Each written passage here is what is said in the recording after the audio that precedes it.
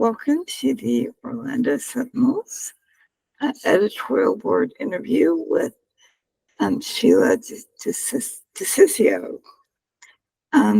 She is currently a city commissioner who is seeking the mayoral seat now that Mr. Anderson has decided to step down. Also with me is Julie Anderson and Jay Reddick of the Sentinel's editorial board.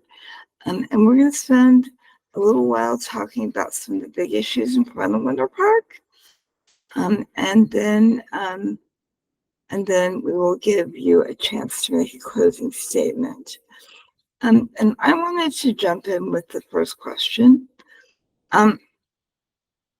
Most of our candidates are raising children or have raised children. And Winter Park is known for generations of gracious charm and a wonderful place to live, family after family. But what today's families are finding is that their children just don't have a place to live that they can afford. I'm wondering what you think the city should be doing to create more affordable or attainable housing, and where they should start. Thank you, Chris, for the question. Winter Park, there's no question it is expensive to live here. We have, when I first got elected as commissioner, I reinstated the housing fund.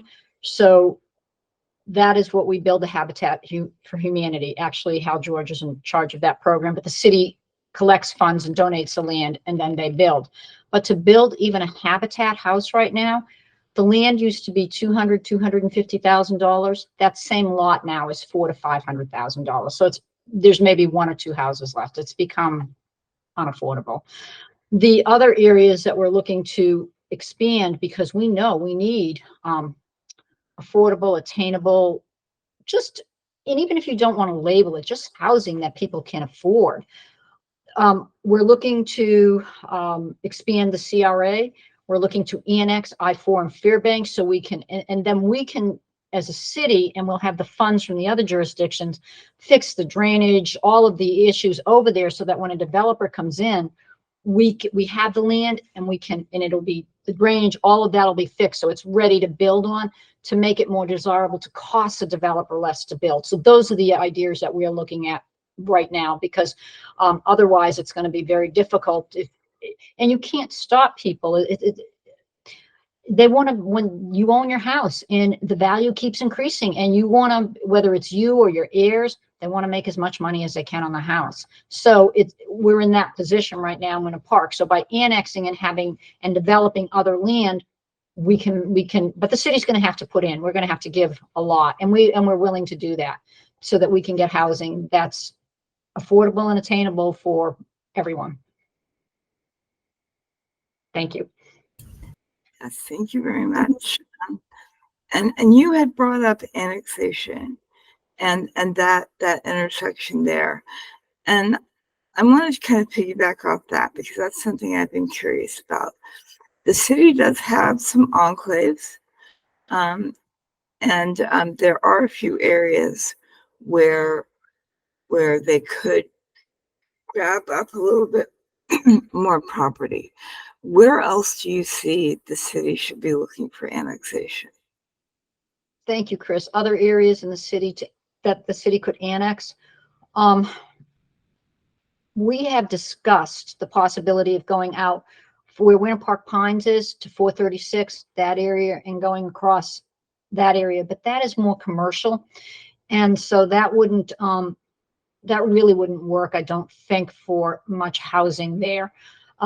And then we bought the Winter Park Pines golf course, and that's 92 acres, most of which is just wetlands. We have to leave that wetlands. Otherwise it could become a development, but then there's no place for the water to go. And then everybody, we have bad flooding problems as it is. So we're in that position. We're basically landlocked otherwise. So there's not that much land we can get. Sometimes when the churches sell off some of their property, that's a possibility, but developers like the one, Patamus Chapel on the west side, came in from Miami, gave them a lot of money. They immediately, sold to the developer. Same thing on Lakemont. So it's difficult for us where there's property to get in there because we can't compete with some of the big money that's being put in, and we're landlocked. So it's difficult. It's difficult, Chris. There's just not that much land to build more housing on. I'll jump in with a question.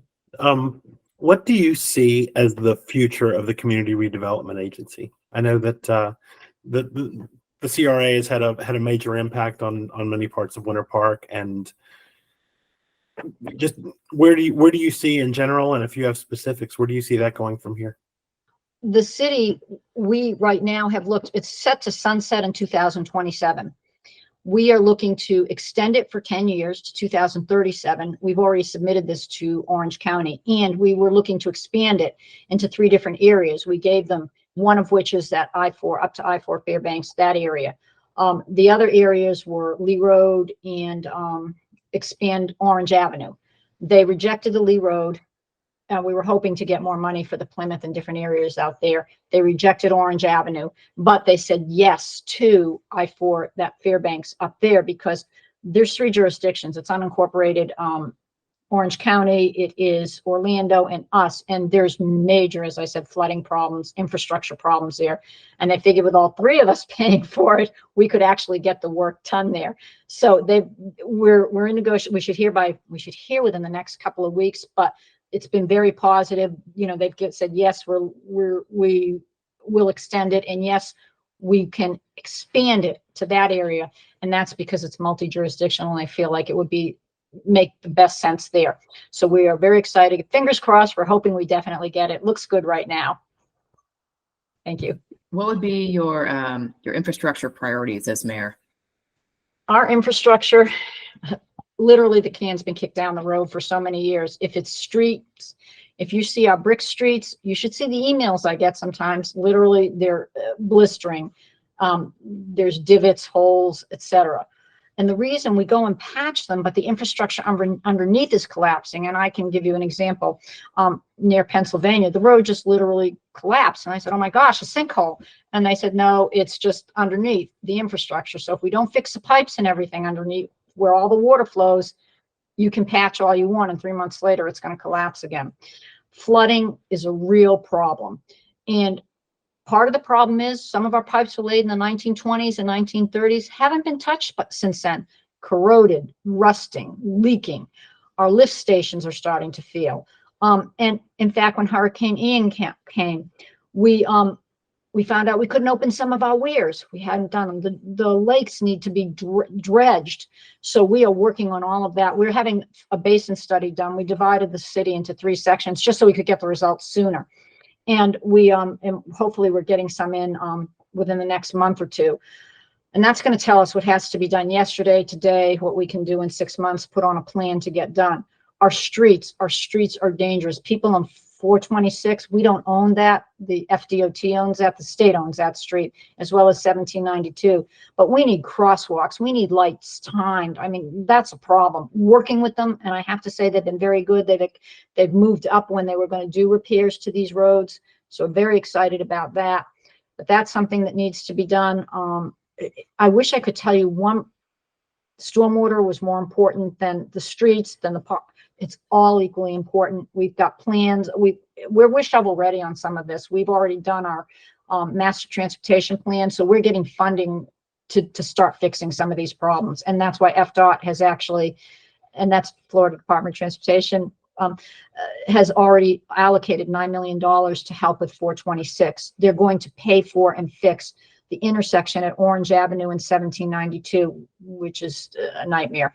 And so we are working, and that's why we are having these studies. We're shovel ready, looking to get funding from different departments. And I wish I could tell you one was more important than the other. I can't, Julie, because I think that they're all so important. And if you talk to residents, I think they'll say the same thing. Thank you. Well, and that actually brings up one issue. The city has pretty reasonable tax rates, property tax rates. They're toward the middle, actually, maybe a little lower than the middle, median. And they've also put up quite considerable reserves. Should that money have been used for infrastructure or maybe to lower the tax rate rather than piling it up in the bank account? The reason that the reserves were started was back when we had the 3 hurricanes, Charlie, Francis, I can't remember the third name for a minute, but we had those 3 hurricanes back in 2004, 2005. The city commission, and this is before my time, at that time decided we didn't have any reserves. It was hard to get to, then they would have to go on a lot of credit. They'd have to request one. It took days. People didn't have power for over 2-3 weeks. So they said, we can't let this happen again. We have to have reserves. So they said, what we want to do is have, and they made the decision at that time, enough to function for 3 to 4 months if everything goes down in the city, so we can pay staff, so we can pay to get repair crews in, etc. So that's why it was started. So what has happened since then is now, in fact, we just reached this year the $20 million mark, 30% to be able of what our annual funds are. And for example, and let me tell you why that it's important, and I'm hesitant, and nobody really wants to go into those reserves unless there's an emergency. When the pandemic happened, immediately went in there, used it to help with rents, vaccines, etc.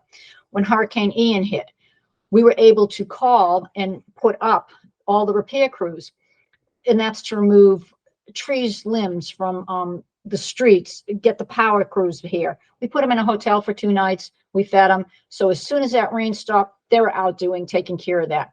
We eventually get reimbursed by FEMA, but that can take 1 to 3 years. So we are leery. We want to have that money there for when emergencies happen. If we have this year another 3 hurricanes, we could go through most of that money. And so that's why we're not using it for any other purpose but emergencies and reserves. And if something, of course, is an emergency like the pandemic, it doesn't have to be a hurricane. That money's there for us. And that's why I'm a little bit leery. I don't want to touch that money unless we have to. I'd like to jump in for one quick question, if I could. This is more of a general question, but in your time on City Commission, are there decisions that have been made, votes that you've come out on the wrong side of, and can you sort of define 1 or 2 of those that come to mind for you? Honestly, I can't think of a decision where I've come out on the wrong side, because before I ever vote, I've done my homework. I talk to the residents. I see what they want. We have open, people can come up for 3 minutes and talk. We have emails. I read them all. I have them attached to make sure to the packets to make sure that everybody can see what the residents want, what they're thinking, what they're asking for. So I can't honestly think of a decision. And of course, when we're through with this interview, I'm going to think of 2 or 3. But right now, I can't think of something, Jay, I'm sorry, that I feel like I came out on the wrong side of. And that if I did, it would be something that I would have revisited. And commissioners have said, I'm not happy with the way I voted at the last meeting. Can we revisit that? And we do. So I can't think of anything right now.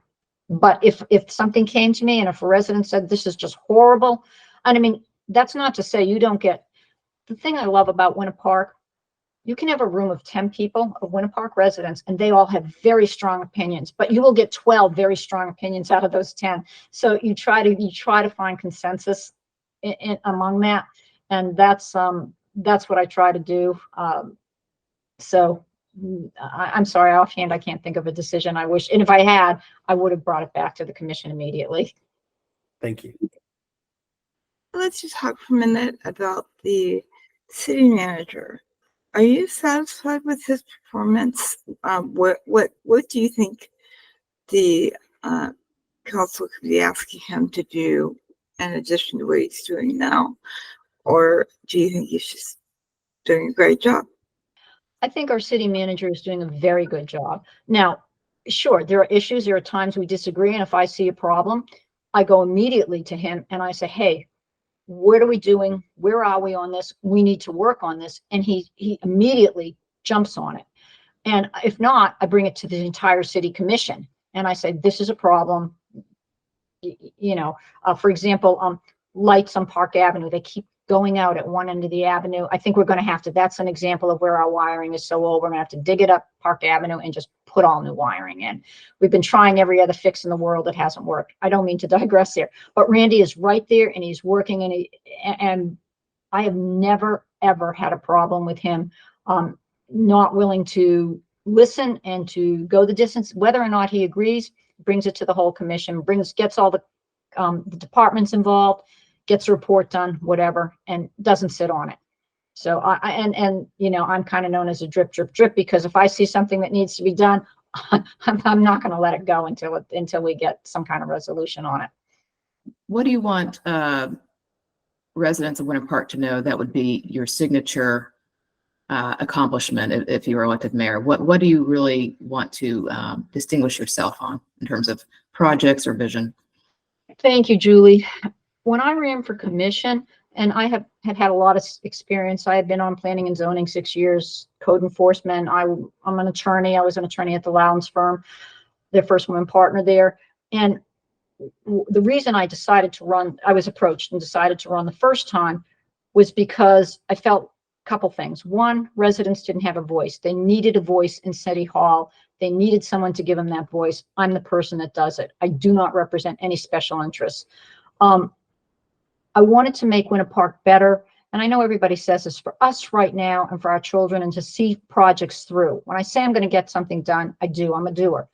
So what I've done is I've tackled everything from new playgrounds in Winter Park. They're in horrible condition. The playing fields, you couldn't play on them 65, 70% of the year. Parents were coming to me and said, I have to drive an hour and a half to get my kids to soccer or lacrosse or whatever. And I'm a mom. I had 2 kids. Mine are grown. But, and I said, they're on a capital improvement list for 10 years from now. It doesn't make any sense. The same with the stage in Central Park. We were severely understaffed in our police department. I am so pleased to say right now, all new playgrounds. Martin Luther King is the last one going to be finished. That Unity Corner that was set to start, that they did a big ribbon cutting in 2012. It's now going to be done and finished. All of the other playgrounds. 7 of the playing fields that needed to be fixed, all fixed. We are now at full staff with our fire and police. It took 4 or 5 years. And they had the best response rate in all of Central Florida. And our business community is flourishing. Our residents are flourishing.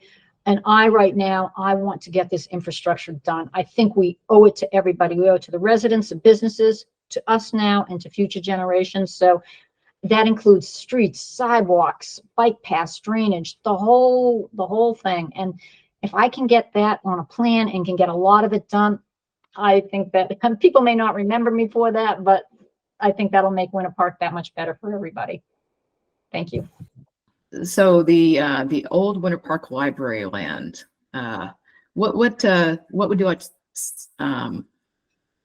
like for that to become? Julie, I am going to be very honest with you. That is the $1 million question. We have had 2 completely different commissions try and figure out what to do with it. The last commission appointed a committee to try to figure out what to do with it. And they came up with, we don't know. And we've put out RFP, request for proposals for it. Nobody knows what to do with it. Everybody's got an idea, but nobody really wants to go to the line on it.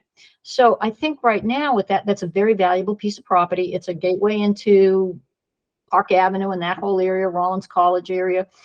And I think right now we just have to hold on to it. And it's an asset. If there was a horrible emergency, we could always sell it. But I think right now, until we figure out what it is we want to do with it, we need to hold on to it. I can tell you what I personally had really was hoping went there, and I crashed and burned on this one. But I was hoping the Rollins Museum could go there, because it would be wonderful to start at one end of the avenue at the Palace, I'm sorry, at the Morse, and then walk down to have the museums and end up at the Palacic. That didn't work. I know Morse would love to expand their museum. They would love a summer museum. I would love to see that there, but I'm one person and I don't know that can happen. And as you can see, no one is listening. So I wish I could tell you, but I think the best thing we can do for the residents and the city is to hold on to that property for now. And one day we're going to figure it out. And I just don't know when that's going to be. Thank you, Julie. Did either of you have any other questions to ask? I would ask one more question about the Orange Avenue Overlay District. So you got, I guess, the first building approved, the Craney. Mhm. Do you foresee changes down the road with the Orange Avenue Overlay District rules? Do you think it ought to be opened up again, or are you happy with the way it is now? I think there's always room for improvement. And I think right now we just won the lawsuit. We were sued for 4 years, so we were sort of frozen in it. And it was approved. And so that's why the McCraney building, he's building according to all the specs and regulations. So we're going to see how it works out. I think there's always room for improvement in it, and we may have to open it up again. We may not. He's the first one, so we'll see how it goes from there. I would really like to see that not evolve into another 1792 or Fairbanks. I'd rather have it its own character. It will never be Park Avenue. It won't be Hannibal Square, but hopefully it will develop its own personality. And I want to make sure we don't just let any building that doesn't conform with the whole community feel of that area in there. So I think we're going to have to see how this one goes. I'm Okay. sorry, I can't. I wish I could give you more definite, but it was Honest answer. started with it. Thank you. Thank you. Well, we had promised that we would get you done, and I want to make sure that you have time to go back out and sign wave. But I just want to thank you for meeting with us, and to let people know that we will be making an endorsement in this race. But we do urge you to take a look in this race and other Winter Park races at all the candidates who are running. Look at social media, check out our wonderful news coverage, and then decide who best fits your values and vision for the future of Winter Park. Early voting is going on now. Mail voting will need to be in very soon, but you will always have that opportunity to go to the polls at your local precinct on Election Day, March 19th. And with that, I'd like to ask you to take some time and tell us why you're the right choice for Winter Park Mayor. Thank you, Chris. James Madison said that experience is the oracle of truth, and I bring that experience. I've shown that I listen to the residents and businesses. I'm your voice at City Hall. I'm their voice at City Hall. And in doing so, have made Winter Park better, safer, and the place we all want to live in. My record of fixing playgrounds, playing fields, new stage in Central Park, hurricane preparedness plan, fully staffing police and fire, fiscal responsibility, as well as being able to tackle our infrastructure, proves that I know how to get things done and funded, because you can have all these great dreams, but if you can't get them funded and you can't work across the aisle with the state, the federal government, Orange County, you're not going to get anywhere. So I've shown that I can do that, and I've done that. And I will do my utmost to maintain the charm, the history, and the culture of our wonderful city, while continuing to foster responsible growth, because these values are the main drivers that keep our property values high and make this the place that everyone wants to live, work, and play. So thank you very much. And I look forward to continuing to represent everyone at City Hall. Thank you so much, Chris, Jay, and Julie. I truly appreciate your time. And I thank you as well. And I wish you the best of luck.